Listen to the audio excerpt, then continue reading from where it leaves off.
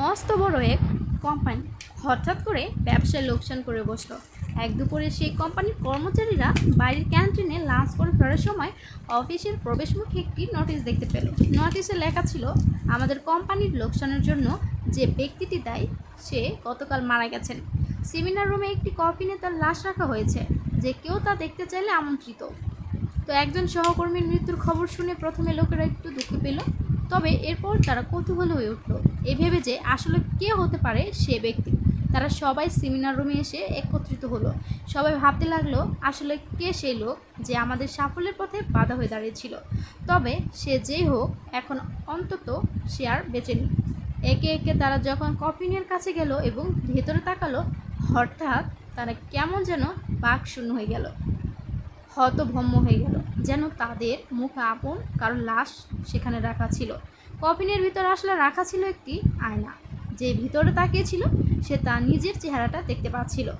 আয়না এক পাশে একটি কাগজে লেখা ছিল, তোমার সাফল্যের পথে বাধা দিতে সক্ষম শুধুমাত্র একজনই আছে গোটা পৃথিবীতে, আর সে হচ্ছে তুমি নিজে। তুমি সেই একমাত্র ব্যক্তি যে তোমার জীবনের পরিবর্তন আনতে পারো, তোমাকে সুখী করতে পারে, তোমাকে সাহায্য করতে পারো, সুখী করতে পারো। তোমার জীবন তখনই বদলে যায় না যখন তোমার অফিসের বস বদলায়, যখন তোমার অভিভাবক বদলায়, তোমার বন্ধুরা বদলায়। তোমার জীবন তখনই বদলায় যখন তুমি নিজে বদলাও।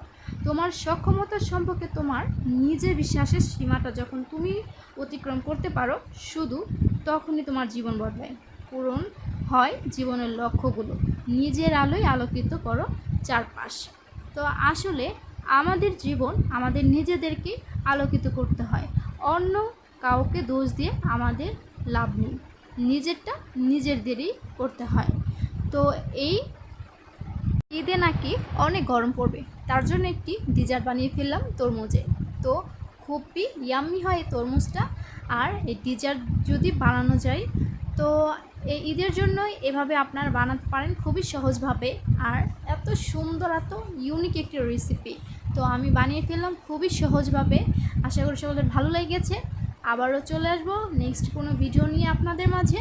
তো এই তো দেখুন কি সুন্দর হয়েছে, একদম মানে আমার কলিজাটা ঠান্ডা হয়ে গেছে খেয়ে, খুবই ভালো হয়েছিল। তো সবাই ভালো থাকবেন, সুস্থ থাকবেন, সবাইকে অগ্রিম ঈদ মুবারক। আল্লাহ হাফেজ।